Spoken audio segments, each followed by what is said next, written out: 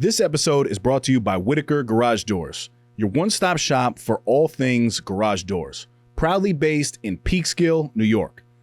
Your home is a direct reflection of your personal style, and let's face it, your garage doors are the first thing people see when they pull up your driveway. Whether you're looking for the timeless charm of a classic carriage house door or the clean, sleek look of a basic wood finish, Whitaker Garage Doors offers traditional options for every taste and budget. I can personally vouch for their incredible service.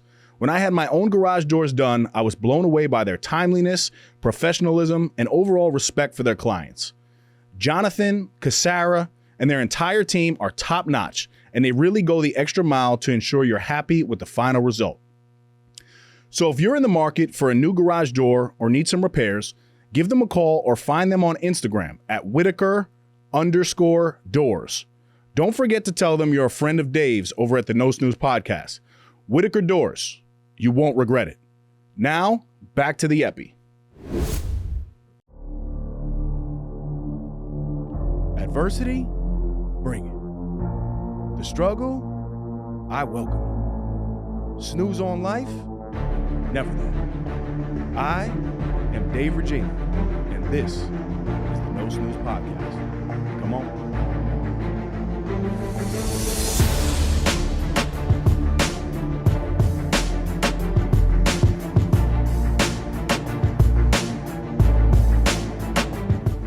Welcome back, No Snooze Podcast, episode 247. As always, I'm in the booth. We have a wonderful three today. We have Claudio, the voice, Valenzuela, Ginger, the sauna queen, Richardson, and I am Dave, the body, Regina. Ginger Richardson is the founder of Kiin Sauna, a mobile wood-burning sauna and cold plunge experience based in Fairfield, Connecticut. Born in Canada and shaped by her time living across the U.S. and Asia, Ginger brings a global perspective to wellness, blending cultural insight with ancient sauna traditions. A divorced single mom, she turned her own story of hardship and reinvention into a mission to help others find strength through discomfort. Through her guided hot and cold contrast sessions, Ginger leads people to clarity, courage, and community. With roots in health coaching and interior design, she built Kiin to reflect simplicity and purpose, a space where people reconnect with themselves and each other through ancient rituals made modern.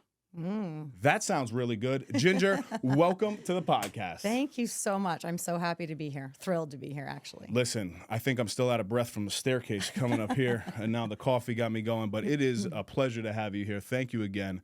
Just to recap everything, how did we originally connect? Who was the connect? Was it Melissa? No, it was actually Jean. Jean, the woke widow. Gutierrez. That's right. Yeah, I had a coffee with her, and she was telling me that she went to your summit and did her sound bath, I believe, a couple of years ago. That's right. And she was like, you have to connect with them because I think there would be synergy there with your summits and other things that you're doing in the community. And as soon as I realized who you guys were and I got connected with Sean, we had a great conversation. I was like, oh my gosh, these guys are, I think we talked on the phone. Sean and I spoke for like half an hour, our first conversation about all of these things that we're all so passionate about. There's so much overlap with, you know, what you're doing and my community building, and it just felt like good synergy. And then I got to come to your summit, which was, well, actually, that's not true. I first did your Sale House Day and then the summit, which, I mean, amazing. Like I can't even, that day was, first of all, I've never had so many men in my sauna at one time. And the amount of sweat that I had to clean up at the end, I was like, whoa, this is like a whole other level. There's technical reasons why men sweat more. I don't know if you know that, but it's been a fascinating journey, like having men and women in there and seeing how different it is. But yes, that's how we got connected. Yes, yeah. So shout out to Jean and, you know, my business partner, Sean Degnan. He's the best. Yeah.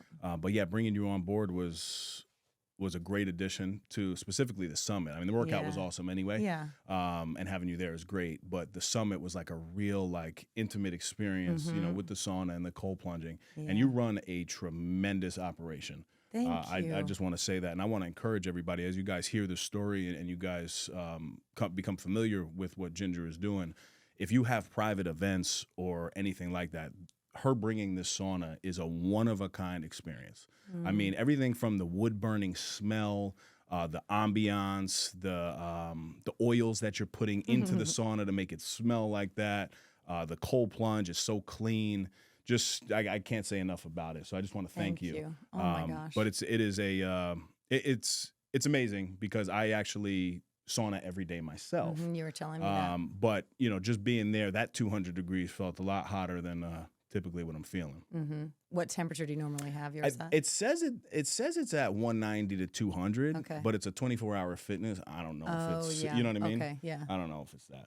But I think the wood burning, I think the gym obviously is like electric. It's like stones and stuff, right? So I think Yes. it's like a different, It says a don't- different feel. it says don't pour water in. Yeah, and I'm the guy that's such a pain in the, like, I don't know. I know they have liability issues and all of that, but Yeah. that's why I chose the wood burning, because I wanted it to be really like a really grounded experience. And I was reading a study saying that ancestrally, when we look at fire, I don't know if I shared it that day in the sauna with all of you guys, but when we look at fire, we have like a biological, physiological response. Our ancestors obviously were building fires, and there's like a safety and security feel that we get when we look and we gaze, especially gazing down at fire. So whether that's in a fire pit or whether that's in the sauna stove, there's like a physiological response that we have that sort of calms the central nervous system. I guess, being warm and being able to cook food are two things that are safety associated. So, my sauna, thank you so much for the comments on the experience. For me, it's super important for that entire situation, whether it's the vibes of the fire in the sauna stove, or whether it's the scent of the organic, clean, essential oils, or it's all cedar. My entire situation is non-toxic. There's no microplastics in there. When you're sweating and you're opening your pores, the last thing you want to be doing is having a lot of toxins get into the system. So I am very, very intentional about what goes on in the sauna, right down to the fact that the towels are cotton, the water is filtered, that you're in the cold plunge tub, in the shower. I mean, all of those things are super important. But the grounded experience of being in there, whether it's the fire or the smell or but the connection to the people in the sauna. I mean, I loved when you guys were all in there that it was, it's very intimate. You're all sitting up against each other, Very close. sweating. You're doing something hard. And I love that it was at the end of your weekend, because I feel it was like a bit of a sealing, ceremony, especially after you guys were up in the woods. Smacking that wood. It was like crazy. To be down there listening to everyone, it was so good. I was like, what? The sun's like coming up and the fire's going and I can hear you guys in the background. It was amazing. It's crazy. And just to give some context to what Ginger is talking about. So we had her there on the third day of our ACE Summit 3, which was the third one that we ever did in the Catskill Mountains. And we had you come on Recovery Sunday. And these guys go through a journey. They get there Friday night and we do intention setting. And then Saturday is all about it's a long day. And it's a lot of hard physical work, a lot of hard mental work. And then Sunday morning, we probably have our hardest physical day on purpose because we want to show them that after that final physical battle, it's time to come down, time to rest, and time to recover. So Ginger was able to witness the savagery that was going on at the top of the hill. I remember I came down, I gave you a hug. I was like, did you hear all that? You were like, oh, yes, I did. So I was trying to be, part of me wanted to creep up there and take video. And even when you guys were doing the sprints up the hill, but I felt like, I'm the only woman. Also, I wanted to be very respectful of the container that you guys had created and not bring my energy and my vibe. So I was kind of hovering back. I did get a couple clips of the guys sprinting up the hill. But no, I mean, what an amazing thing to provide your community. I want to do it. I mean, I'm like, can we do a women's one? Do a women's one? Yeah. I want to go chop down a tree. I mean, I don't think I'd be able to chop down a tree, but I mean, I do chop wood, so that's amazing. Yeah. I love that. And it did feel very you had that peak moment. And then everybody came and was able to really chill. Yeah, and, you put us in a great state, just a great state of mind, and you set us up for Shannon to come and do a mindful visualization with us to cap it off. But Sean and I, the way we structured is very strategic with all this stuff, and having you there, I know we'll be having you back. So. That's awesome. Yeah, it was a blessing to be able to even connect with a few of the guys, you know, in a deeper way when they were sort of standing outside waiting for their turn to get into the sauna. I think I had a conversation with one of them. He said to me, we were talking about relationships, and, my girlfriend is always like texting me with like this download of all of this stuff. And she was like complaining about something that had happened to her, and I didn't really agree with her perspective. And how would you respond? Like, what would you recommend I respond? I was like, wow. Like, there was 3 or 4 of them sort of really intently. And I think Claudio I had a microphone on me at one point for that, which I'd be really curious to hear, because I actually forgot that he'd left that on me. So the entire session with you guys, I was being recorded, like talking to them about very deep things that they were inquiring about. And I loved that. I had another conversation with, I'm going to forget his name, and it probably doesn't matter, but about, the brain and how the central nervous system responds to being in the sauna. Maybe Ian. Yes, it was Ian.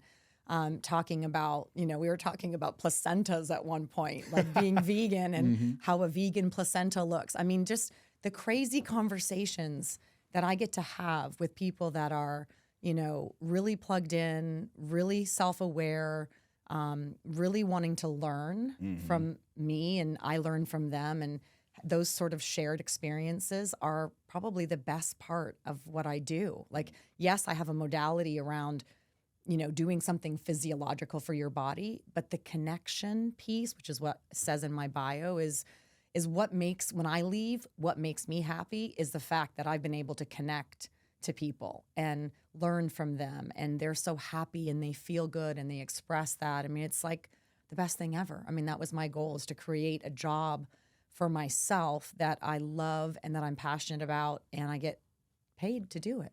I think that's everybody's goal, and it's really hard to do, but doing hard things, right? You're doing a wonderful job. Thank you. So I want to dive a little bit deeper, and I guess the first thing that really comes to mind is take us back and talk about the moment that really created Kiin for you.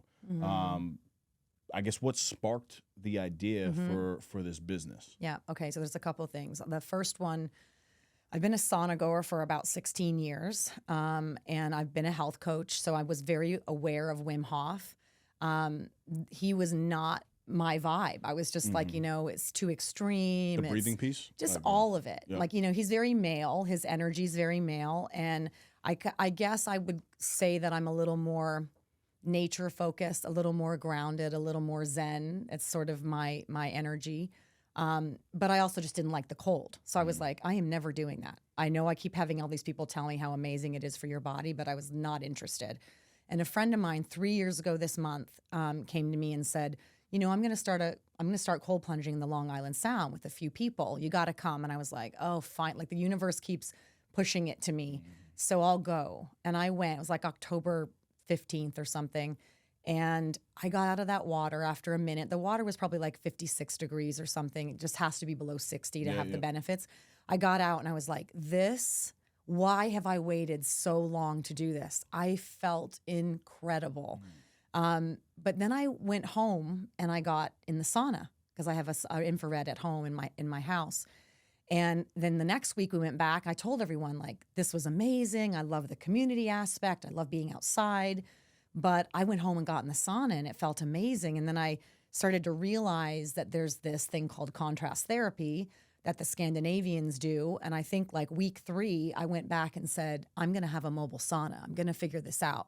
I started researching, and I found a woman in Maine that, not really mobile, but she had built one that she pulled in on wheels to like a resort, and she had a permanent location. And then I saw that in Scandinavia, this is common, that a lot of people have mobile saunas that they take up to their like weekend cottages. And so then I started just doing a deep dive into all of that. And it really, I thought, well, how can I do this? I'm a single mom. I don't just have an extra 50 to 100 grand sitting around to be able to invest it. So I started cold plunge coaching. So I bought my cold plunge tub, and I started doing that in my home and popping up. And then I added a tent sauna. So that was also wood burning, but I would be able to pick it up and take it to events and private in-home events and things. And everyone just kept saying, I want to do this all the time. And I couldn't, because if it was raining, I couldn't do it. If it was windy, the tent would blow over. So, trial and error over 18 months or so of doing that, I knew exactly from my design background what I wanted to do. But honestly, it wasn't just the finances. It was, I just don't think I was ready. I don't think I was confident enough and prepared for that sort of risk on me, taking the risk in myself. And towards the end of last year, beginning of this year, January, my mother had a stroke last October. My sister's taking care of her. January, I had a relationship end. My house I was living in that I was renting, I had sold my house the year before for partly for financial reasons. And I just wanted to have some money in the bank and not worry. And I had to move out of my rental home. They decided to sell the house. And I was like, what is happening? Like, what am I supposed to be taking from this? I had a business relationship end. And I don't want to use the word rock bottom, because that's certainly a little dramatic, but I was in a place of like, what am I doing? Do I go get a job? Do I start my own brand?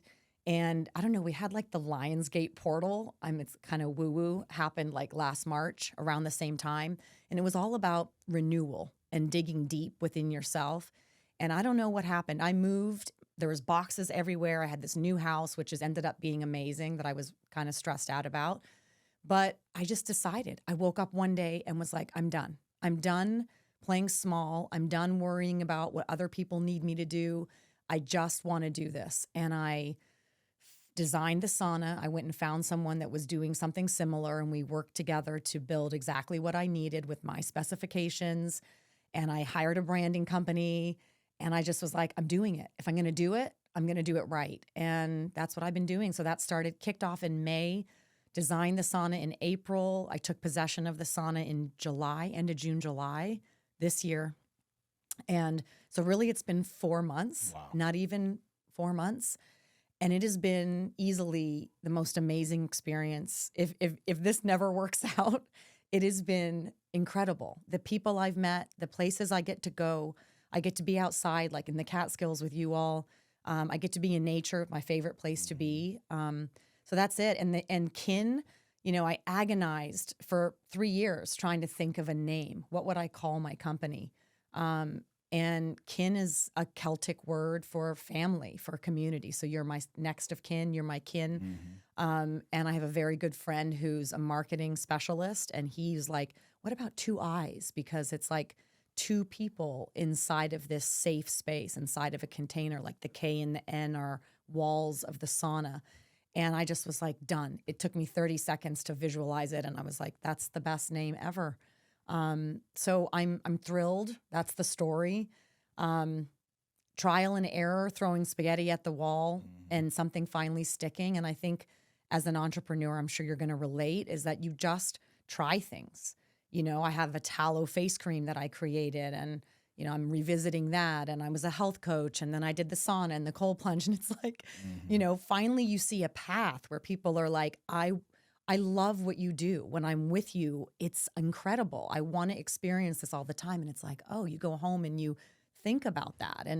And it was a calling for me to be able to connect with people, connect them to themselves, connect them to others, and connect them in nature. And that's where I've ended up. So I'm so grateful to the universe, God, the higher power, that I have been able to see the gift that I have to bring to this world, and what the world then gives me as gifts in return, because those connections are what keep me going and educate me in my life. So, I mean, I don't know about you, CV. I think we can end the episode here. You did such a great job. I told you I like to no, talk. but honestly, you did a wonderful job, just telling the story. And I'm sitting here like this because I'm very intrigued in the story. And obviously, we've been able to develop a friendship over just the past couple months, 2 months maybe. But hearing the depth of the story is what I love. It's why I love podcasting. And you just did a tremendous job of explaining it. And everything like really makes sense. And I can relate to, there's so many people see me now, with the podcast, with what we're doing with Action Cultivates Excellence, me in the town of Greenberg, and it looks really good, you know, but they fail to realize often the things that I don't talk about a lot, like my failed hat company that I started, my beard oil company that I started and failed. Ironically, though, I was talking to one of my potential investors, and he said, you know what's funny? If you started those two companies right now, they would actually take off. Because I love hats, I love a good beard, you know what I mean? But I didn't believe in myself enough at that time. And also, you just weren't at a place where maybe the market, your community, wasn't ready to grab onto something like that. I mean, also, I was soft, let's be honest, because Okay. I went into like 5 barbershops, and I think maybe 2 of them told me no, and I got so discouraged, and I Okay. was just like, that's that. Yeah, And then the hats, I remember I put maybe 1 or 2 posts up on Snapchat. Okay. Didn't get any bites, and I just quit. Yeah, You know what I mean? But it was great lessons. Mm-hmm. But I love the fact that you had that calling on you of stop playing small, and then also stop playing the victim, right? And I can relate to that now, because even with everything that I'm doing, last night I got home at 11 o'clock and, woke up at 5 a.m. in the gym, hit the sauna, had a coaching call, doing the podcast, going to work full time. Like, there's a lot going on, but it's a blessing to be here, right? 170,000 people did not wake up this morning, which you and I did. I know. I heard you say that the other day on one of your posts, and I was like, what? It's unbelievable. That's It's a crazy. lot of people. And I would have some balls to be out here complaining off of the life that I chose to live, right? So business, it's spelled busyness for a reason. It's not laziness, Yeah. right? Business is hard. And what you're doing, I just want to continue to encourage you, because you've only been in business the past 4 months, and I'm sure there's going to be, ebbs and flows with this, but you have such a tremendous product that you're going to be able to scale. You're going to be able to get through this tough, challenging time with all the finances. I'm sure it was very expensive to put together, because the quality of your product is also what stands out to me. And it makes sense with the interior design. When I first read your bio, I was like, what the heck is the interior design about? Yeah, You know what I mean? But Yeah. connecting it all back, when you see that sauna, the quality of what you've been able to build, the colors and everything in there, it's just fire. Thank you. Yes, no pun Thank you. intended with the fire. You know what I mean? Yeah. Yeah. You traveled. I mean, you lived, well, you're from Canada. Yes. Right? And then you lived in Asia? I lived in Asia. Okay. So how do those cultures, now paired with the United States of America, I guess, shape your approach to just wellness and connection as a whole? Yeah, I guess the connection piece with Asia, or living overseas, or living in a different country, is really more about doing hard things. I feel like that is what it's taught me, is that, I put myself living in Hong Kong. That was the first place I went with my now ex-husband. And I didn't know where I was. I had never been to Asia. I couldn't speak the language. I started my job yet. I did have a job there, which is another crazy story. But, I remember arriving at like 1 o'clock in the morning and being in the taxi going to our home, and like not understanding any of the language on the signs. And I was like, what the hell have I done? Like, what am I doing here? This is crazy. And that being uncomfortable for quite a long time, like not knowing where I was going, didn't know how to get a taxi, didn't know how to speak to the taxi driver, didn't know how to use the money, was the best experience I've had in my life. It set me up to realize that how resilient we are. That also goes back to my parents' divorce. My parents divorced, and I moved back to Canada. I was living in Texas at the time, and I moved to Canada with a Texan accent and felt really like a fish out of water. And, I tell people all the time that, your kids are so resilient, and as hard as it is for them, and it is, and we all don't want to do that to our kids. We want to protect them from divorce. And of course, it's ideal to have a family unit and have everybody together. But, the hard things in my life I see now as complete gifts. And I actually am excited when I have a challenge now that feels really hard, in a way that maybe a few years ago I wouldn't have felt. That victim mentality, I realize, after getting divorced, I've been divorced for 7 years, over 7 years now. And boy, that's hard. I mean, I hadn't worked for 13 years. I was a stay-at-home mom. That was how I identified myself. And I always knew I would go back to work to do something, but I didn't know, I didn't think I'd have to do it. And I felt a little resentful that my divorce ended in a way that, I was really angry about what happened. And I think I really stayed in that victim mentality. So back to Asia, my parents' divorce, living in Asia, my divorce, it sort of brings a perspective of you're a lot smaller than you realize, kind of getting back to that 170,000 people that don't wake up. You're very small and you have one life and you should do something with it. And if you have the ability to do something that you love and to change other people's lives and give something back to this world, why not do it? But sometimes it takes really doing hard things to be able to see that. And for me, Asia was, all about that, all about understanding that, you learn from these things, hopefully, and can find something good out of it. Well, you definitely did find something good out of it for sure. Took me a while. Yeah, I mean, and obviously, I can relate to the divorce aspect, which we'll definitely get more into. But out of all the, I guess, ways to help people heal, why this modality of sauna? Right? Was it strictly from like you said you were a sauna goer for 16 years or something like that?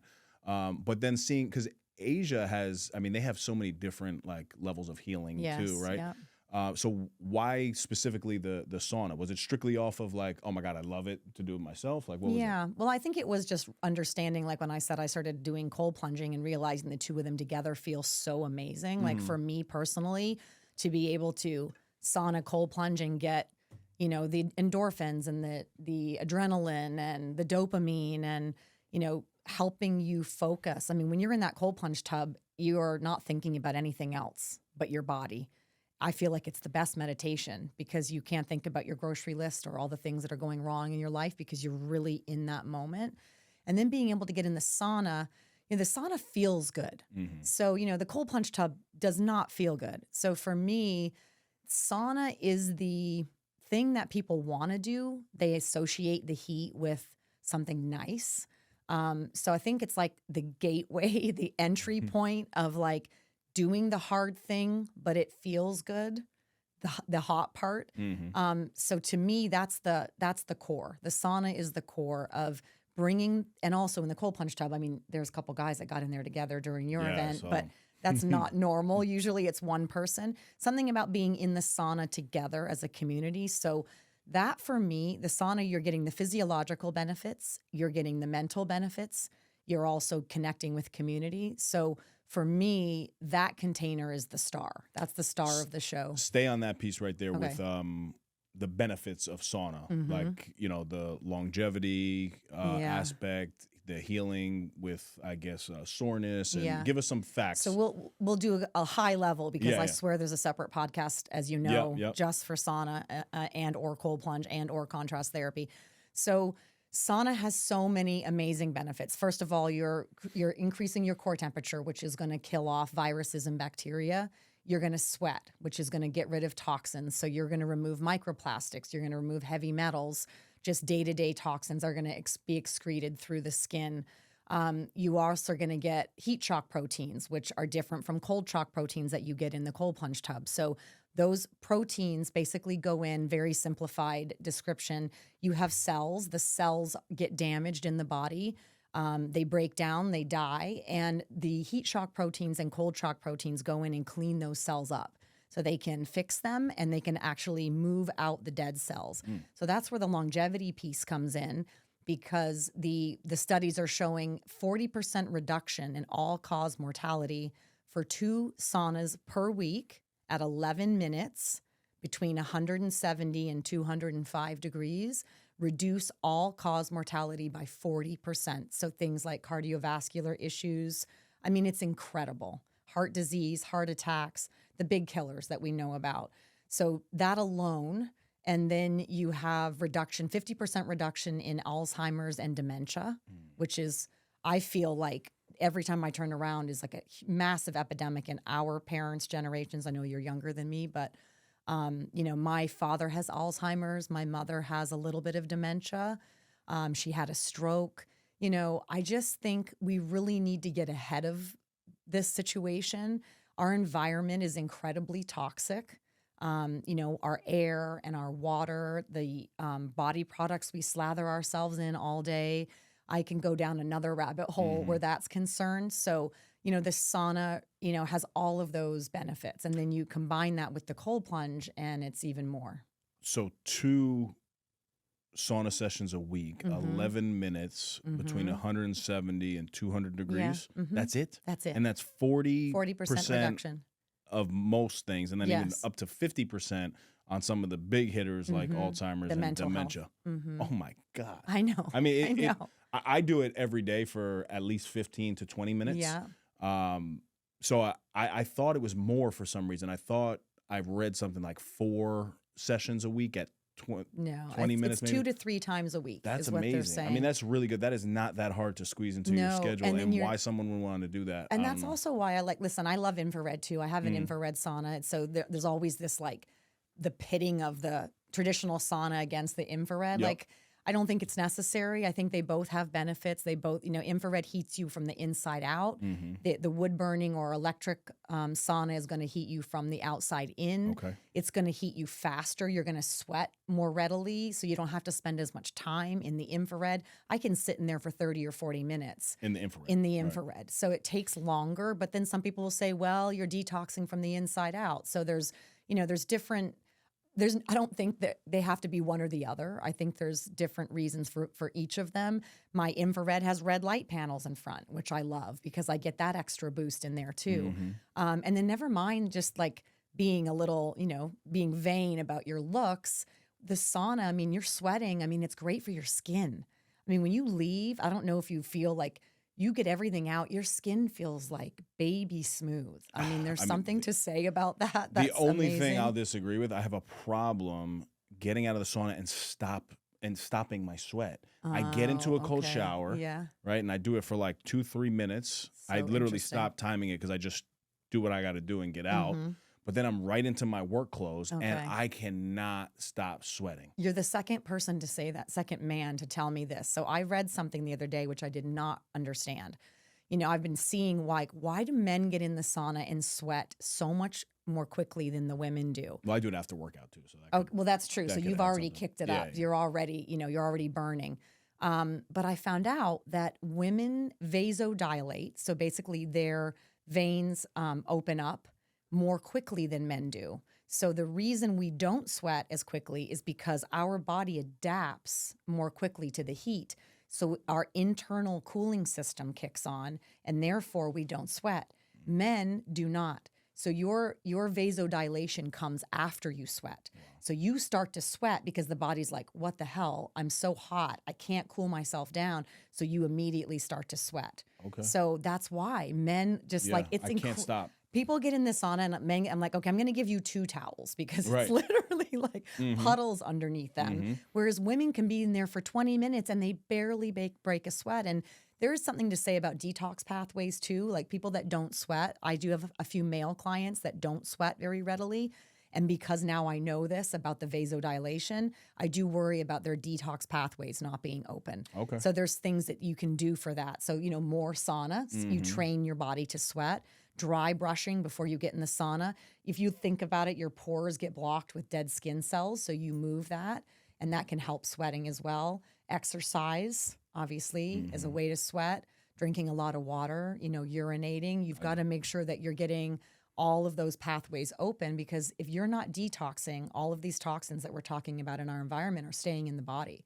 So that's why sauna is so important for just adapting to our toxic environment. Our ancestors weren't having to deal with what we're dealing with. So the reason I think we're getting so sick mentally and physically is because we aren't detoxing enough. And we're not being careful about what we're putting on our bodies and what we're subjecting our bodies to. Long answer to the question. It's good. It's really good. And it's not like long in a drawn out way. Yeah. It's long with facts that I think are applicable. And, the point of this podcast is obviously to highlight your story, but to provide value to individuals. And you're right on that path of providing values. Major takeaways already. For the past 5 years, I've trusted Kai Vision Studio with my podcast. And every time, Claudio delivers an exceptional experience. The setup here is flawless. Professional lighting, crystal clear audio, and a custom set that makes every episode look elite. As someone who speaks on leadership, I know how important it is to show up with clarity and confidence. This studio allows me to do just that. The quality here isn't just about the equipment, It's about the environment. Claudio has created a space where I can focus on my message, knowing the production will be sharp, engaging, and professional. In a world flooded with content, standing out matters. And having a studio like this gives me the edge to produce videos and podcasts that truly connect with my audience. If you're serious about creating high-quality content, I can't recommend Kai Visions enough. Claudio makes you feel at home, yet delivers at the highest level. 5 years in, I'm not going anywhere else.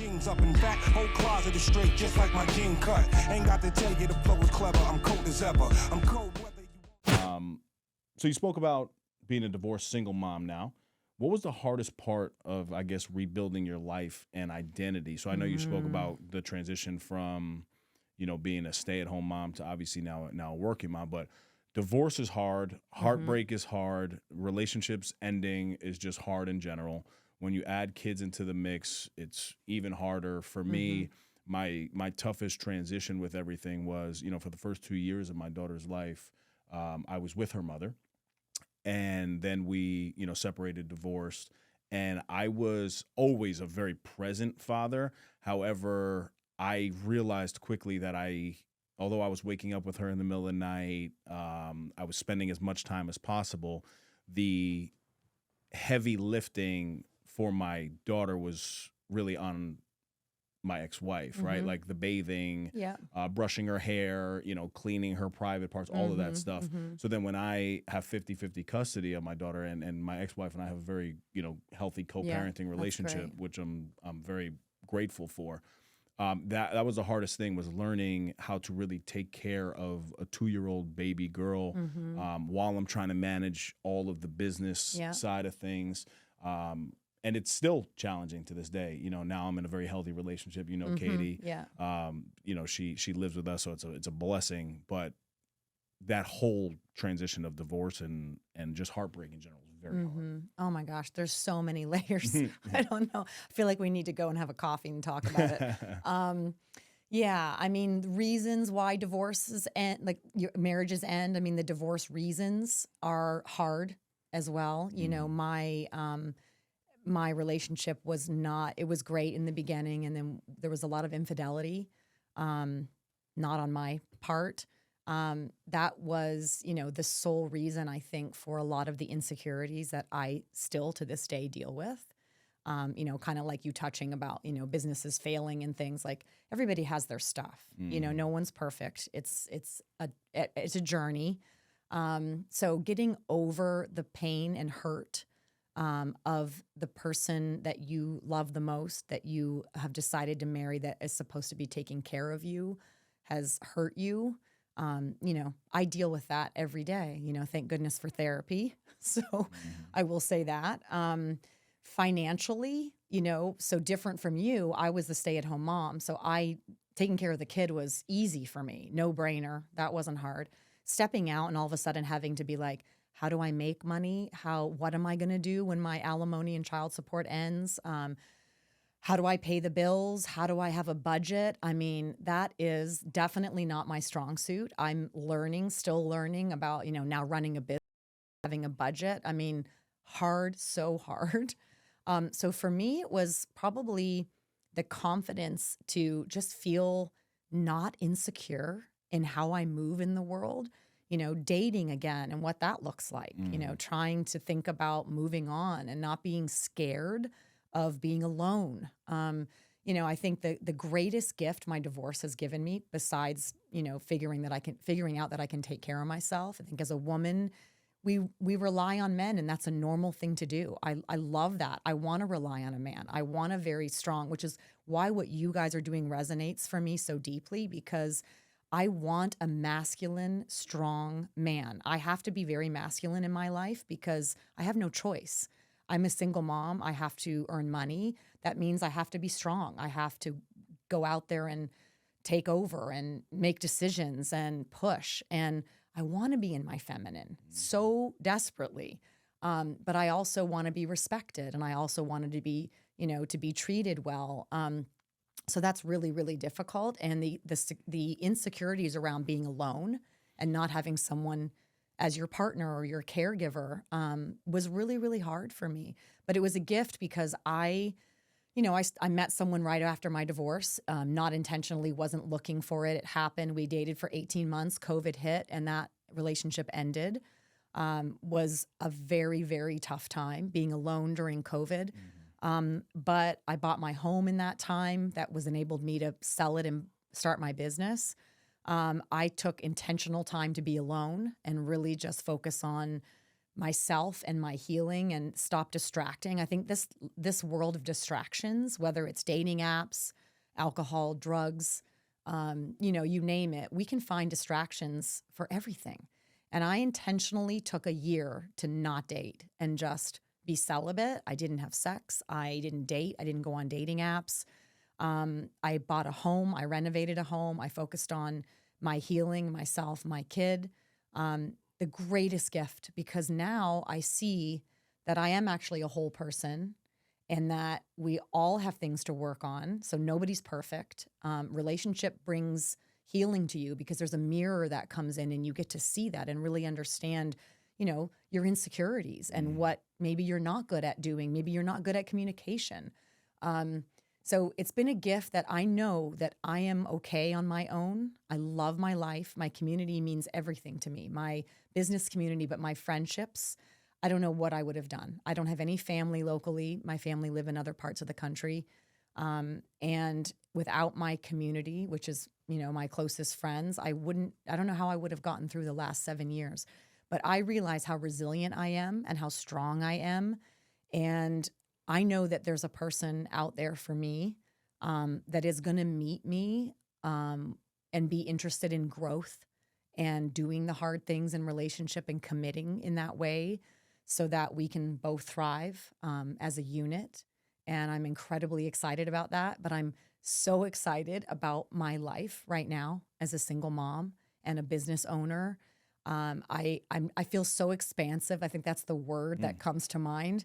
I am so excited about this business, and doing things like this with you just makes me so happy. Like waking up this morning and being like, I get to go and talk about what I love and my life in the hopes that it can inspire someone else to do something difficult and hard, and that you are strong and you do have it in you, but you have to find that community base to help support you. And I know you can relate to that with what you've been through. So yeah, Thank divorce you so much. sucks. It does, yeah, absolutely. But I think it's brighter on the other side. It is. As you're going through it, it's like anything in life. It almost seems like it's the worst possible thing. Yes. Yeah. But I do believe that it's in preparation for the next opportunity that's coming. So that business failure, that relationship that ended, that person that passed away in your life. There's always more purpose to it if you choose that. You know what I mean? And you've done a tremendous job at rebuilding. And, not with. I had my fair share of difficult days. Of course. On Still, the sofa, I'm sure you not still wanting do. to get up. Like, how am I going to do this? You have to call that friend and be like, can you please come and talk to me? Like, I'm not feeling like getting out the door today. Like, what do I do with this? And that's, you either choose to, I have a child, and I think like How we old? were, he's 15, almost 16. Okay. And, I think that children really like keep you focused on what's important. Like I can't sit on the sofa and fall into depression because I have a child to take care of. And that kept me going. That kept me like, I have to figure this out. But there's many days that you don't want to figure it out, So yeah, but I am a much happier person. I every day wake up, I used to cry in the shower most days. Was not a good existence for a really long time. And now, I love my showers, which is why I don't take cold showers, because I'm like, I want the hot shower in there and I go put myself in the cold plunge tub. But yeah. It's crazy. You said the word expansive, and every year I choose a word of the year.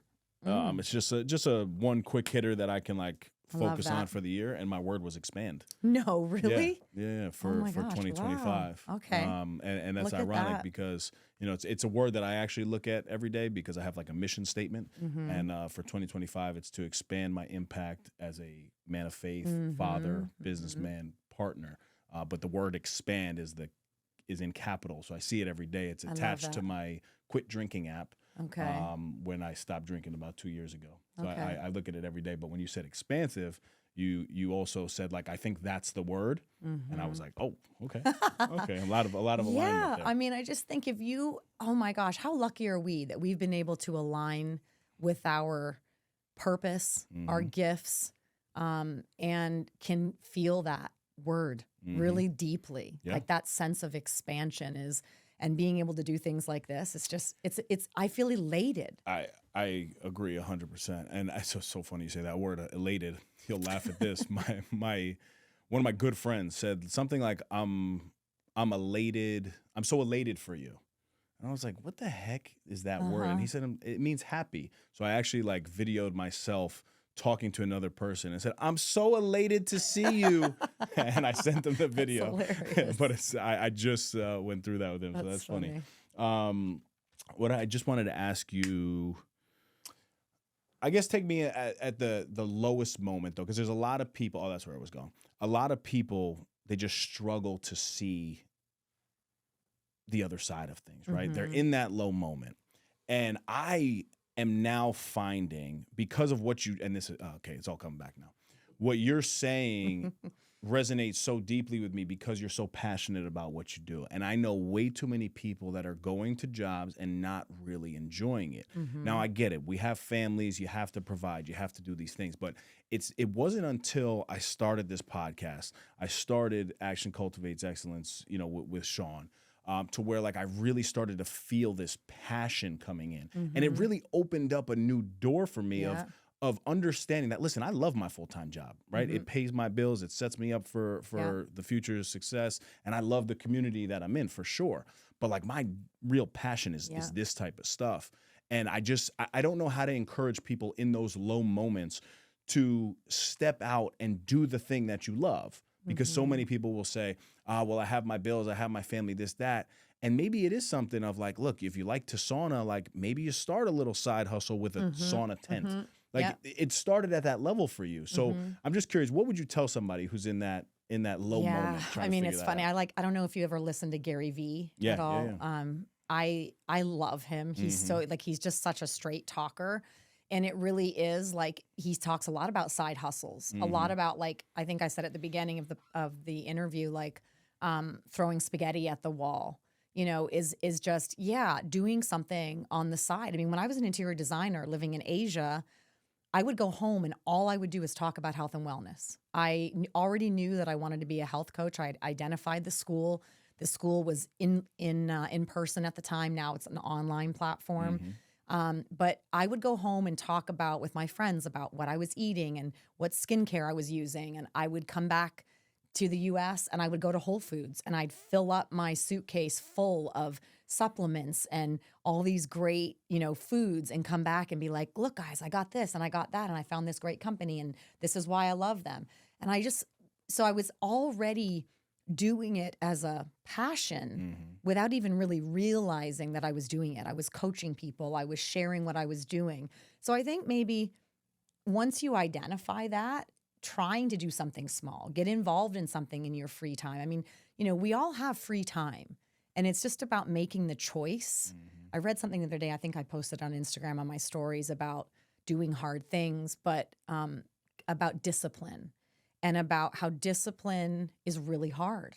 And we really can't get anywhere unless you have the discipline, whether that's working out, whether that's starting a business.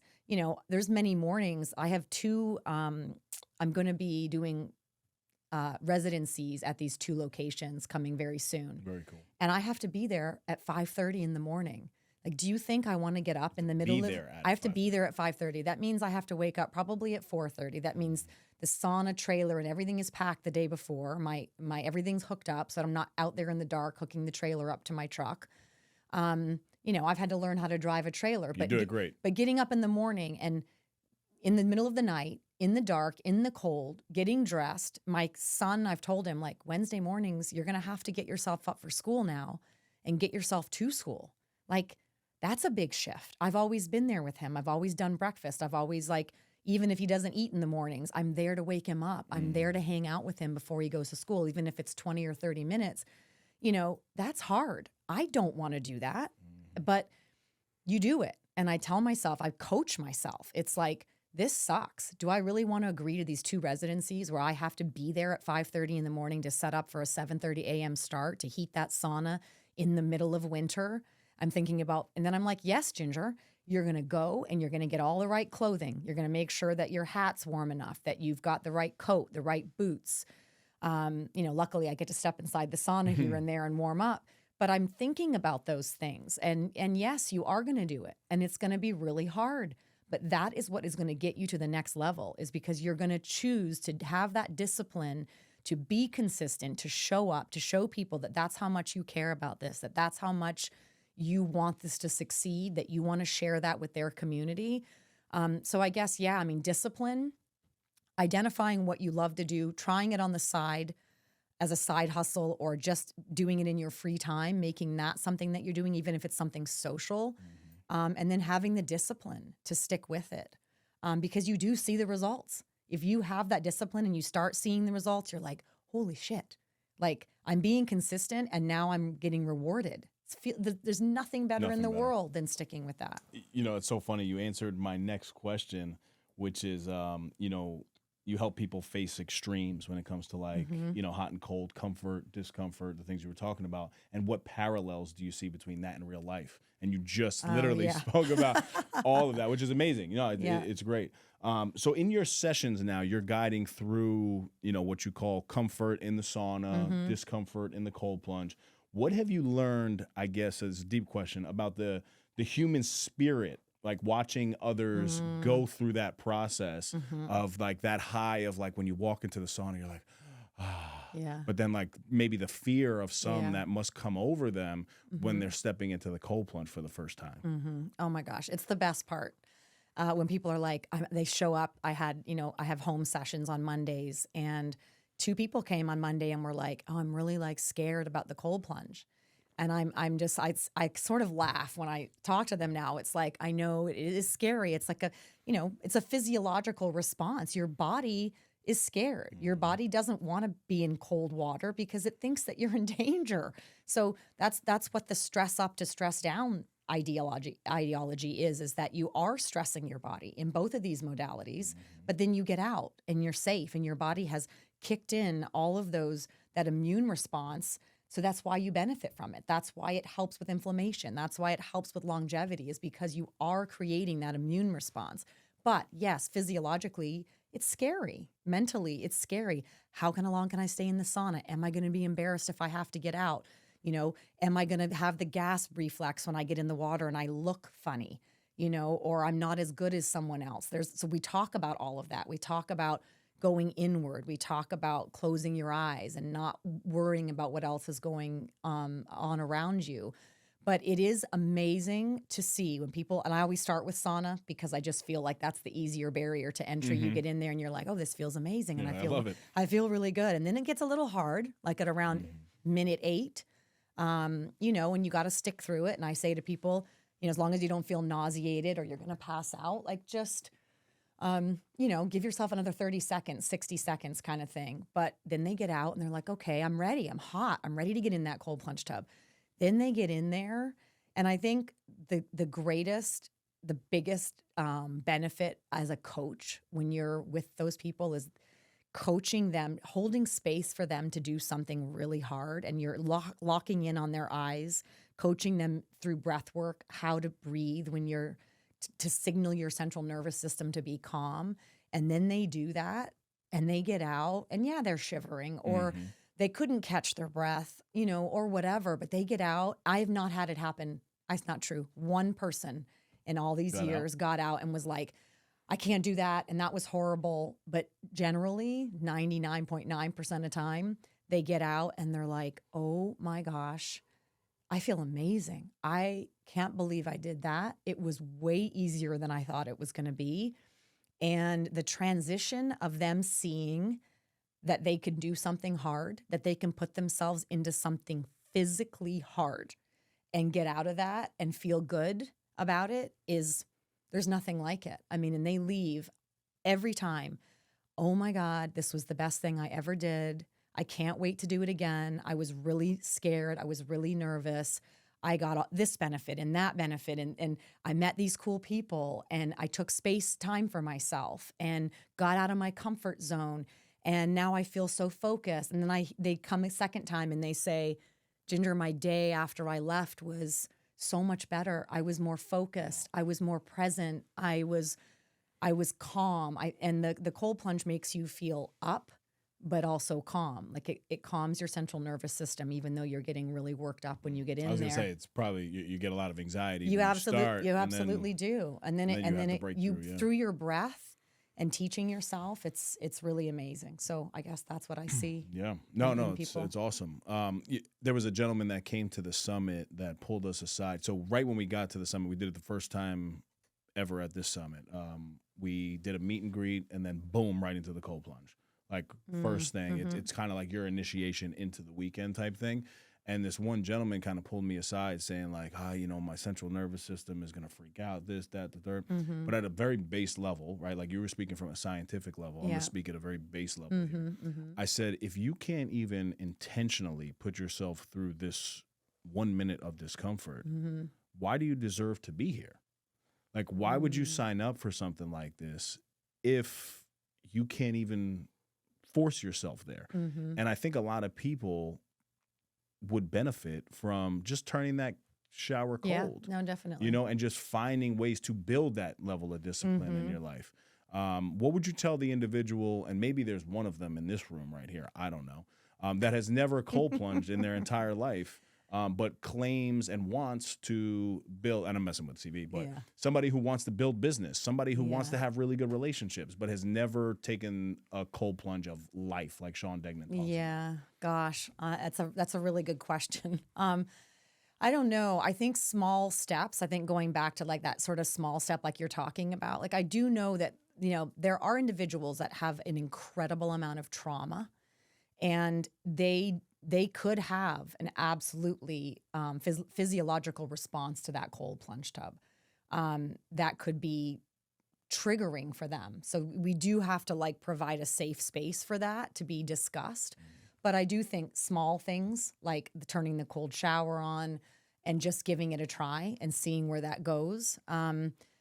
Step in the shower, at least you can step away, right. Or the cold plunge tub, I tell people, just putting your feet in, just stepping in is something, even if you don't sit down. I just think we have such self-limiting beliefs about ourselves, all of us, even the ones that seem the most confident.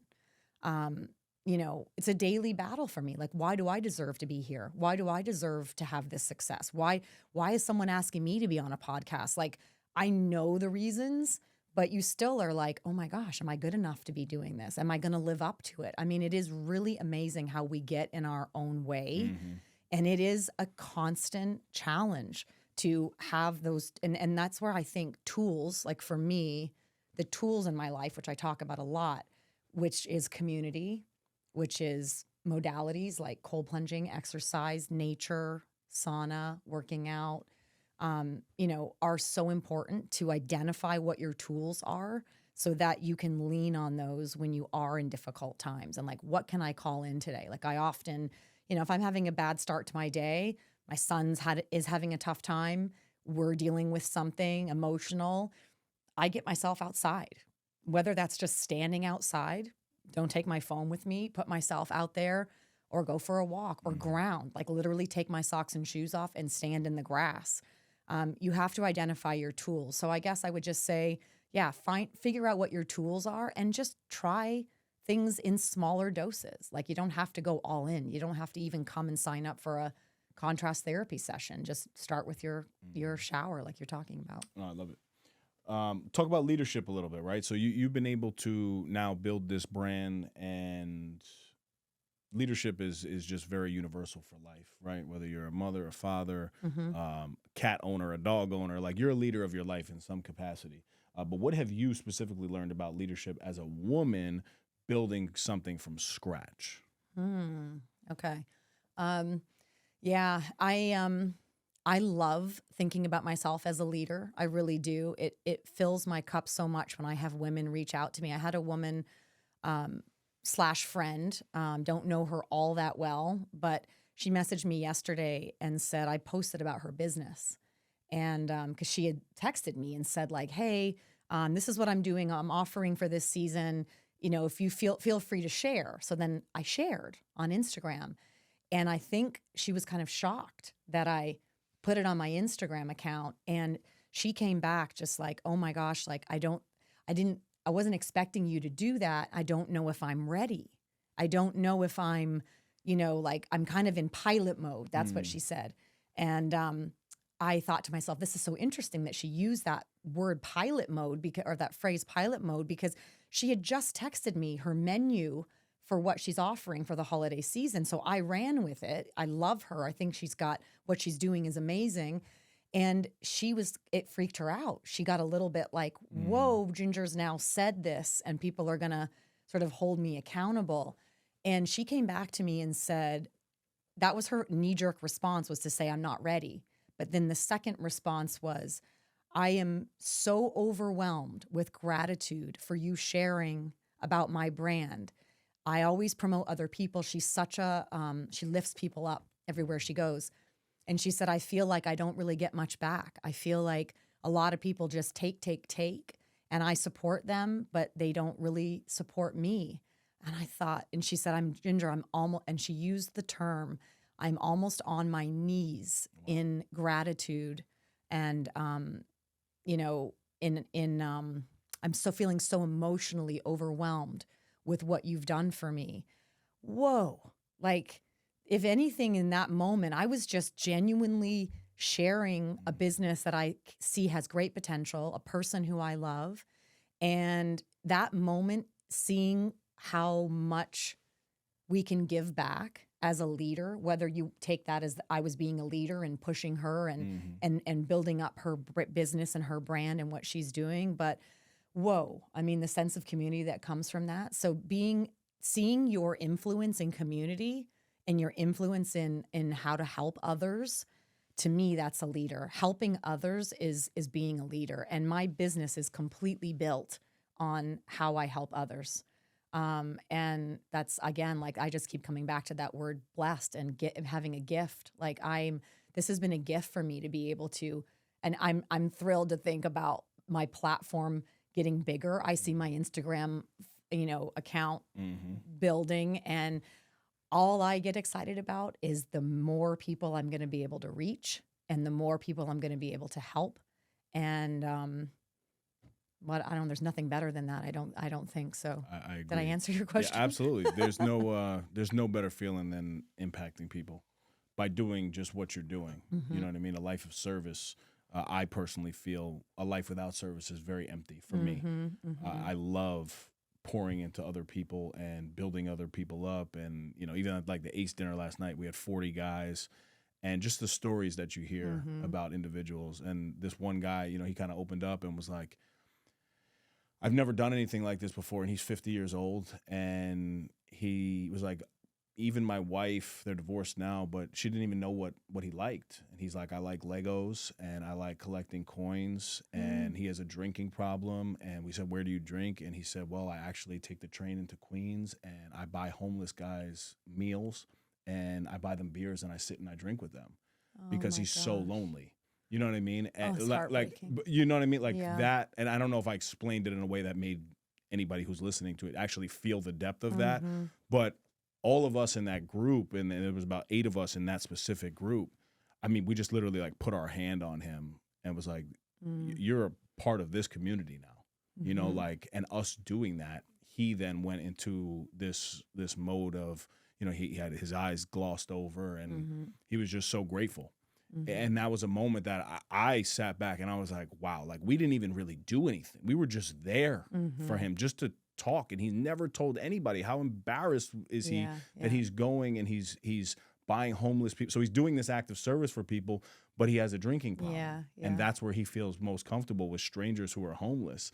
So just the power of community. And when you said service, that immediately just popped into we all should be in service, no matter what. I mean, it doesn't have to be anything huge. I mean, whether you hold a door open for someone Correct. going into a store, that's of of service. I mean, you really should be always looking at how you can help others. Right. I don't. It's interesting trying to understand people that don't come from that. It makes I feel really. I move. As you get older, of course, hindsight, and you learn. I move from a place now of empathy for those who have not arrived yet at a place of being able to come from a place of service or a place of kindness or a place of empathy. I have to have, it's like the let them theory, Mel Robbins. Mel It's Robbins, like yep. people move and you see someone who's mean to you, or they don't open the door, they cut you off in traffic, Let or them. it's like I almost see them and I feel sorry for them now. I look at them and I think, gosh, what's going on in their world that they didn't feel like holding the door for me, or they cut me off, or they took that parking spot and they knew I was waiting. Like whatever it is, they're not happy people, So the being of service part is, I just think if you do that, if you look at everything you're doing in your day of from that lens, how can you really make a bad decision? I love that. Listen, I'm extremely grateful for this conversation, and being mindful of time. I want to wrap with one final question, and for anybody who is listening, kind of circling back to that heartbreak, that burnout, that self-doubt that we spoke about, what is your call to action to help them not snooze on life, for a lack of better terms? I would say find community. I mean, you literally just described a story about this gentleman last night. I mean, you can do anything if you feel supported. So I would say, find the community that gives you the base and the strength to be able to make the right moves and decisions in your life. And that could be helping with addiction. That could be making decisions to take care of your body, to take care of your mental health. So yeah, I mean, just the community focus for me, it has been a game changer in everything that I do. So I would say find the community, figure out, write things down about what you love to do, what your passions are, what your challenges are. Take that list and take a look at what that is for you, and find that community to help you find the way forward, find your path forward. And that's the container that you're providing. That's the container I'm providing. Come and just try it one time. Sign yourself up, go do something out of your comfort zone. I mean, I guess just getting out of your comfort zone, we get stuck in that, even if it's not good for us, we're stuck in the comfort of what's not good for us because it's comfortable. As humans, we are programmed to stay comfortable. I mean, I often say to people, our epidemic to me now is that we have this epidemic of comfort. Nobody wants to be uncomfortable. They go home, they sit on their sofas, they watch TV, they overeat, they eat the wrong foods, they self-medicate, they go on their screens. It's all about staying in that comfortable zone, even though they're probably sick and they don't feel very good, but it's what they know.